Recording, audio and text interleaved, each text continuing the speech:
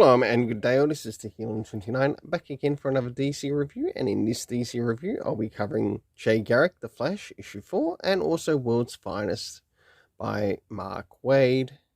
I'll now get things organised for the first one that I'll be reviewing. So as we move into the first one, J. Garrick, Flash, issue 4, does this cover in any way, shape or form connect to something that is happening inside with the story? Sure enough it does, to which I give it a 7 out of 10.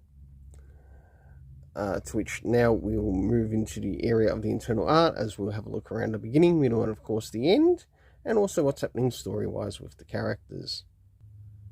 So as the story begins, we end up encountering Jay and Judy Garrick as they are at one of the offices, or at an office in Detroit, and we meet the character known as Professor Hughes, and we get to see his involvement in regards to their history. Moving into the next area of the other page, we get a bit of a flashback into the past, and of course this takes place in Keystone City. So as we move a little bit further into the story, we learn that one of the professors, who are somewhat connected in relation to Jay Garrick's past, isn't as good as he appears to be, but also in a way seeking to obtain a power of his own. And to which we get out of this, we get Dr. Elemental and other characters that are going to take place in Jay Garrick's run a little bit further.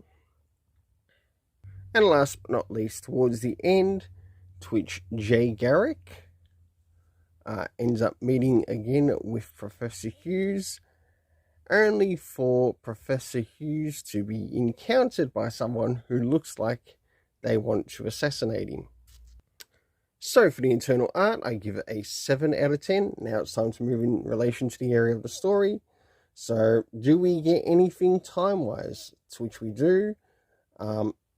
Addressing the area of time we have now, which is addressing the present.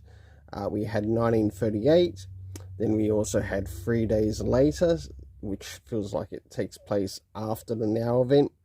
Then we have the connection as to how Judy Garrick also ended up with the same powers as her father in 1962, and to the event to which we get to see things take place in 1965, not long after that. The locations that take place in this are Detroit, Keystone City. We also get a university and one of the laboratories that actually make an appearance in this. And this does link in regards to the creation of Star Labs. Next is the cast of characters, Jay and Judy Garrick.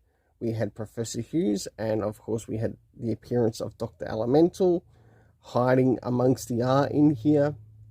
But for the overall storytelling, I give a 7.5 out of 10. Now it's time to move into World's Finest, issue 23. So, as we jump into World's Finest, issue 23, does this cover in any way, shape or form connect to something that's happening inside with the story? In some essence it does, to which I give it a 7 out of 10. Now it's time to move in relation to the area of the internal art, as we have a look around at the internal art around the beginning, middle and end, and also what's happening story-wise with the characters. So as the story begins, we are on Earth 22, and we are where this takes place. We have Gog's Citadel, to which we see one of the characters actually looking into the area of the multiverse. Whilst this is occurring, we have Earth Prime, Superman and Batman working together with Earth 22, Superman and Batman. As we start to jump a little bit further, we have, I think this is meant to be the character of Gog, making their appearance in this, not Magog. To which, not long after this, we get the appearance of Darkseid. To which is left for the last page, as we have the appearance of Darkseid appearing via a boom tube to take on Earth 22. For the internal art, I give it a 7 out of 10. Now it's time to move in relation to the area of the story. So first things first, did we get anything addressing the area time-wise? No, we didn't. Next is the location, to which we had Earth 22 and Gog's Citadel. Even though this is centering around one of the people who will become the character of Magog, we still got Batman, Superman, we had Darkseid, and of course Gog. We didn't quite see the appearance of Magog yet, who is still presently the character of Thunderman in this particular story.